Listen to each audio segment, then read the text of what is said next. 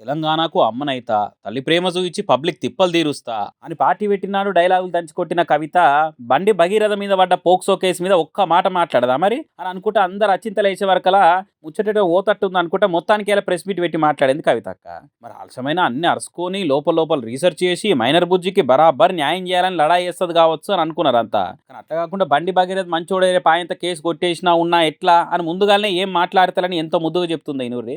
రేపు పొద్దున బండి సంజయ్ గారి అబ్బాయి దోషి కాదు అని తేలినా, దోషి అని తేలినా సమాజం మగపిల్లల్ని క్షమిస్తుంది, కానీ ఆడపిల్లలకు మాత్రం కంప్లీట్గా లైఫ్ బర్బాద్ అయ్యే పరిస్థితి ఉంటుంది.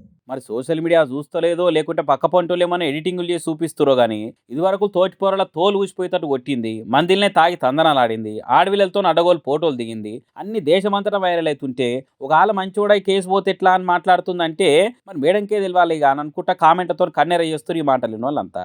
ఇవే కాకుండా ఇక కవితకి ఏమంటదంటే, ఒక అమ్మాయి ఆమె మైనరో కాదో అనేటటువంటి చర్చ ఉంది. అచ్చా మైనర్ కాకుంటే పోలీసులు పోక్సో అని కేసు ఎందుకు రాస్తారక్క? 18 ఏళ్ళు ఉన్నాయా ఇంకా తక్కువనే ఉన్నాయా అని అరుచుకున్నాకనే కదా కేసు రాస్తారు. పోలీసులు గాయంతో చూసుకోరా చెప్పు అని అనుకుంటే లాజిక్లు తీసి ఒక్క తిరిగి అరుచుకుంటున్నారు. మీదికెళ్ళి ఎందుకు ప్రశ్నిస్తలేదు అని పోస్టులు పెట్టిన వాళ్ళ మీద కోపం అవుతుంటా బీఆర్ఎస్ మీద బీపీ చూపించింది. ఇట్లా కొన్ని పార్టీల వాళ్ళు ఒక ట్వీట్ వేసేసి మొత్తం సమస్య ఏదో పరిష్కారం చేసినాము అనేటటువంటి ఆలోచనతోని అవాకులు చెవాకులు నా మీద వాగుతున్నటువంటి సందర్భాన్ని మనం చూసినాం.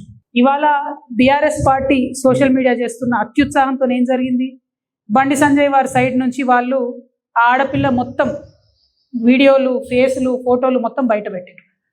అంటే ఒక అమ్మాయి ఆమె మైనరో కాదో అనేటటువంటి చర్చ ఉంది.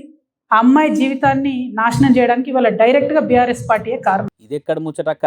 తప్పు చేసిండని కేసు వడ్డోల మీద కాకుండా న్యాయం జరగాలని లడాయి చేస్తున్న మీద గరమవుతున్నావు అంటే ఇదేం లాజికో మరి నీకే తెలియాలనుకుంటే పార్టీలతో సంబంధం లేకుండా పబ్లిక్ అంతా పరిచయం కాబట్టిరు. కానీ ఎంతైనా కొత్త పార్టీని అనుకున్నాం కానీ రాజకీయం కూడా కొత్త స్టైల్నే చేస్తుంది కవిత.